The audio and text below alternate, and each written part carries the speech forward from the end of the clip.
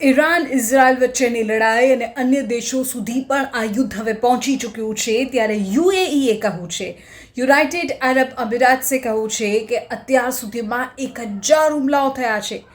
આપને કહી દઈએ કે યુએઈએ એવો દાવો કર્યો છે કે ઈરાન દ્વારા અત્યાર સુધીમાં લગભગ 1000 હુમલાઓ કરવામાં આવ્યા છે અને અન્ય દેશોની તુલનામાં યુએઈ પર વધુ નિશાન સાધવામાં આવ્યું છે.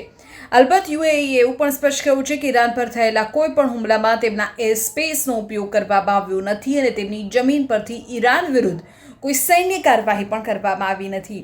યુએઈએ પોતાની ભૂમિકા નિષ્પક્ષ હોય અને રક્ષણાત્મક છે એવો દાવો કર્યો છે. સાથે જ યુએઈએ કહ્યું છે કે પ્રદેશમાં શાંતિ અને સ્થિરતા જાળવવાની જ અમારી પ્રતિબદ્ધતા રહેશે.